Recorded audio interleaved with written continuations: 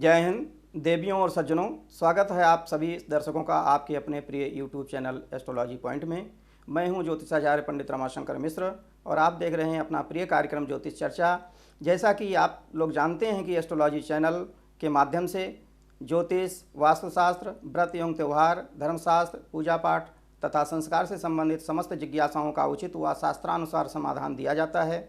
इस जानकारी से अधिक लोग जुड़ सकें और वे अपनी आवश्यकता अनुसार लाभ प्राप्त कर सकें, आप सभी लोग इस चैनल को सब्सक्राइब करें, लाइक करें और अधिक से अधिक शेयर करें, क्योंकि शास्त्र में लिखा है एको स्वाद न भुंजीत, अर्थात अच्छी चीज़ें अकेले नहीं पचाना चाहिए। जिन्हें अपनी कुंडली का विश्लेषण कराना है या वास्तु विजिट कराना है, वास्तु परामर्श लेना है, किसी अपनी कंपनी का, फैक्ट्री का, शोरूम का, ऑफिस का या घर का, वे लोग नीचे दिए गए संपर्क नंबरों पर संपर्क कर सकते हैं।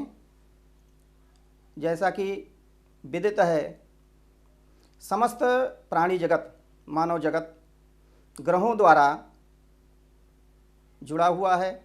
ग्रहों के माध्यम से ही लोगों को कैसा फल प्राप्त होगा यह ज्ञात होता है।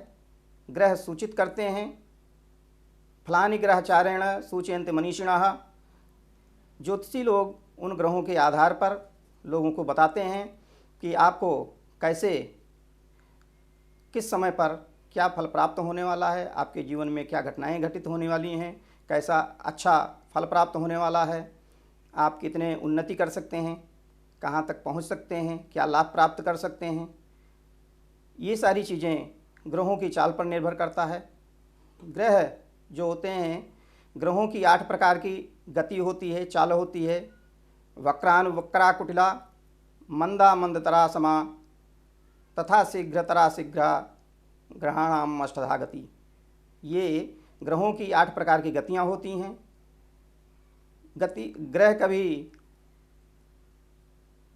आगे चलते हैं, कभी वक्र हो जाते हैं और नक्षत्र मार्ग में चलते चलते, अपने मार्ग पर चलते चलते ग्रह एक राशि से दूसरी राशि पर प्रस्थान करते हैं, प्रवेश करते हैं।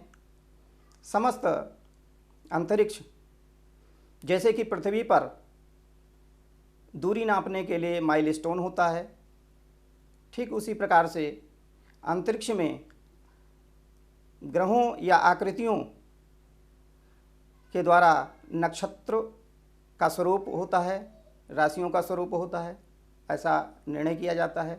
जैसे मान लीजिए आपसे किसी ने पूछा कि अमुक घटना कहाँ घटी, तो आप बताएंगे कि दिल्ली से जयपुर जाने वाले रोड पर 35 किलोमीटर दूर ये घटना घटी, तो 35वें माइलस्टोन पर वो घटना घटी। इसी प्रकार से ग्रहों के बारे में भी ये निश्चित होता है कि ग्रह वर्तमान समय में कहाँ हैं और वहाँ रहने पर किन किन राशियों को कैसे कैसे प्रभावित करते हैं, क्या फल देते हैं, क्या उनके जीवन में अच्छी खुशियाँ ला सकते हैं, आने वाली खुशियों के बारे में पूर्व सूचना मिलती है। ठीक इसी प्रकार से ज्योतिषी लोग जानकारी प्राप्त करके, गणनाएं करके, नक्षत्र और राशियों, ग्रहों के आधार पर आप लोगों को, जातकों को ये बताते हैं कि आप अपने जीवन में क्या करें, किस रास्ते पर जाएं, कैसे जाएं, आगे बढ़ें, कहाँ जाएंगे, कितना लाभ प्राप्त होगा, भविष्य में आने वाली कौन सी बाधाएं हैं, उन बाधाओं से कैसे छुटकारा पाया जा सकता है, कैसे मुक्ति पाई जा सकती है, इत्यादि बातें ज्योतिषी लोग बताते हैं। अभी निकट भविष्य में 22 अप्रैल 2023 को बृहस्पति, देवगुरु बृहस्पति अपने मीन राशि को छोड़ करके मेष राशि पर प्रस्थान कर रहे हैं। तो बृहस्पति किन राशियों को, किन किन जातकों को कैसा फल प्रदान करेंगे, किन के जीवन में कैसा प्रभाव छोड़ेंगे, प्रभाव पड़ेगा, यह सब ये गोचर विधि है। फलादेश करने की कई विधियां हैं। नक्षत्र द्वारा फलादेश किया जाता है, राशि ग्रहों के द्वारा फलादेश किया जाता है, दशाओं के द्वारा फलादेश किया। जैसे आप पूछते हैं या कोई पूछता है कि मेरे जीवन में ये घटना कब घटेगी, मुझे ये फल कब प्राप्त होगा, मेरी उन्नति कब होगी, अच्छा समय कब आएगा। इसको दशाओं के माध्यम से और गोचर के माध्यम से देख करके बताया जाता है कि आप कब किस समय उन्नति प्राप्त करेंगे, कितना लाभ प्राप्त करेंगे और भविष्य में आने वाली बाधाओं से कैसे मुक्ति पा सकते हैं। ये सारी चीज़ें बताई जाती हैं। दशाएं 42 प्रकार की होती हैं। यह कुंडली विश्लेषण का विषय है। और गोचर फल, गो मतलब ग्रह, चर माने चलते हुए, तो ग्रह चलते हुए जब एक राशि से दूसरी राशि पर जाते हैं तो सभी राशियों पर किसी न किसी प्रकार का प्रभाव छोड़ते हैं। सभी राशियों पर उन्हें अच्छा या बुरा फल प्रदान करते हैं सबको। बृहस्पति एक शुभ ग्रह है। बृहस्पति देवगुरु, इन्हें गुरु भी कहते हैं क्योंकि ये देवगुरु हैं, देवताओं के गुरु हैं। तो सूक्ष्म रूप में इन्हें गुरु कहा जाता है। बृहस्पति ग्रह है, एक भारी ग्रह है भी है, बड़ा है स्वरूप में। और सामान्य रूप से गुरु की चाल पर ही संवत्सर या वर्ष का परिमाप होता है। एक वर्ष में बृहस्पति एक राशि का भोग करके, एक राशि को पार करके दूसरी राशि पर जाते हैं। बृहस्पति के आधार पर ही संवत्सर का निर्धारण होता है। बृहस्पति अभी 22 अप्रैल को मीन राशि से मेष राशि पर प्रस्थान कर रहे हैं। एक बात और, 1 अप्रैल 2023 को बृहस्पति अस्त हो जाएंगे और 1 मई 2023 को बृहस्पति उदय होंगे। इस एक महीने में किसी भी प्रकार का कोई भी संस्कार, विवाह आदि शुभ कर्म नहीं किया जाएगा, नहीं किया जाना चाहिए। बृहस्पति और शुक्र ये दो ग्रह ऐसे हैं, ये संस्कारों पर विशेष प्रभाव डालते हैं, विशेष प्रभाव पड़ता है इनका। तो बृहस्पति जब शुद्ध अवस्था में हो, बृहस्पति जब अच्छी स्थिति में हो, अस्त ना हो, तभी शुभ कर्म किए जाते हैं, संस्कार इत्यादि किया जाता है। बृहस्पति मनुष्य के जीवन में मूल्यवान बनाता है, धनवान बनाता है। बृहस्पति व्यक्ति को अच्छी विद्या देते हैं, अच्छी बुद्धि देते हैं अनुकूल रहने पर।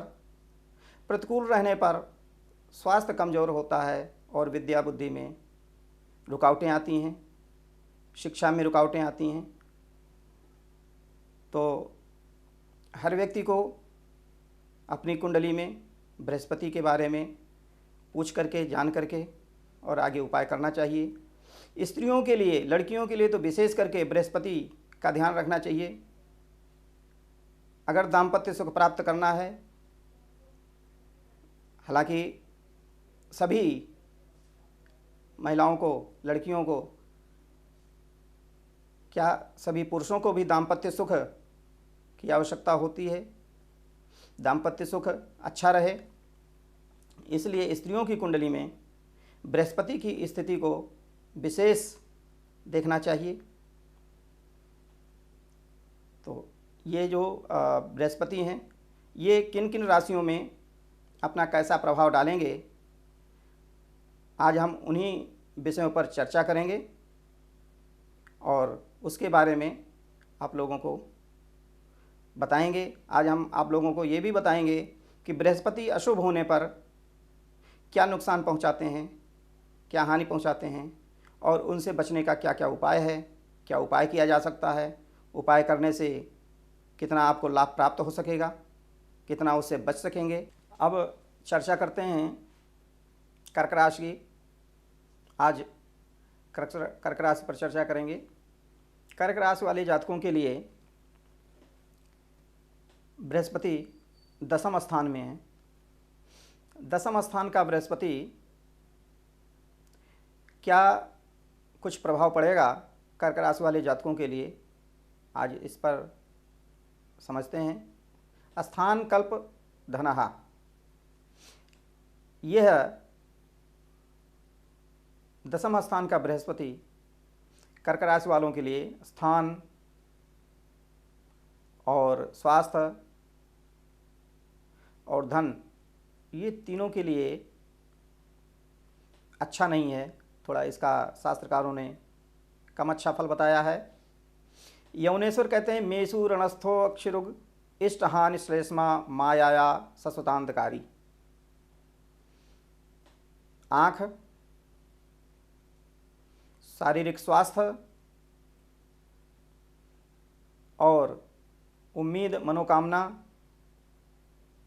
इन सब के लिए जो इष्ट कामनाएं हैं आपकी, जो आपने सोच रखा है कि हमारा ये काम हो जाएगा, उसमें रुकावट उत्पन्न कर सकता है, कफ की वृद्धि कर सकता है, पुत्र या संतान से विरोध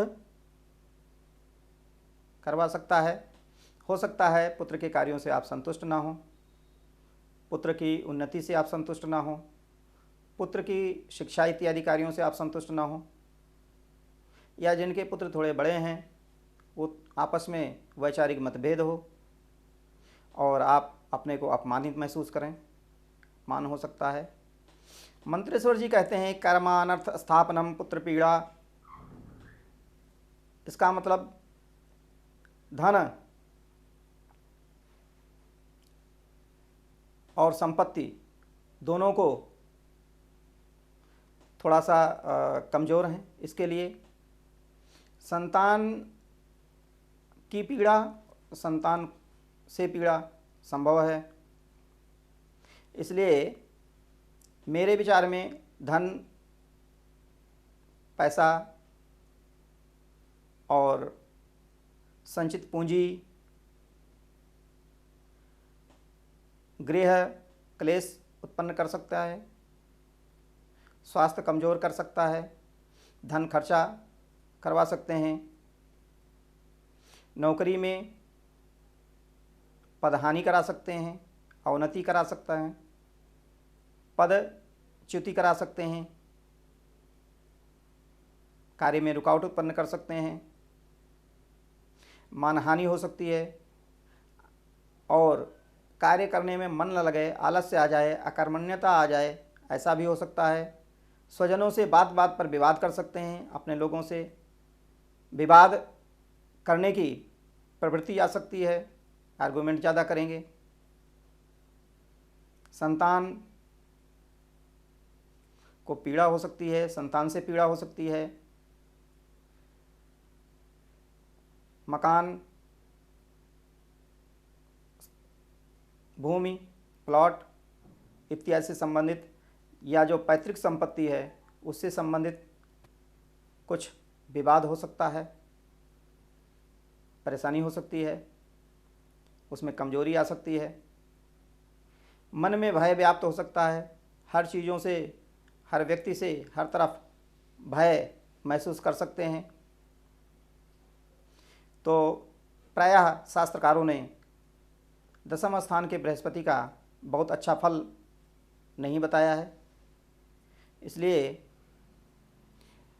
मेरी सलाह रहेगी कि जनपत्री में क्या स्थिति है, जनपत्री का विश्लेषण करा करके और देखें, अगर कहीं स्थिति ज़्यादा खराब दिख रही है तो उसकी शांति करें, जप कराएं या स्वयं जप करें, भगवती दुर्गा का पूजन करें और जिससे कि आपके मन में अशांति न हो, शांति बनी रहे, हानि न हो। पूजा कर सकते हैं, व्रत कर सकते हैं, दान कर सकते हैं, औषधि स्नान कर सकते हैं। इन सब चीज़ों से अपने आप को सुरक्षित रख सकते हैं और फ़ायदा पहुंचा सकते हैं। आपको यद्यपि जो बताया गया है वो अच्छा फल नहीं है, लेकिन चूंकि बृहस्पति एक शुभ ग्रह है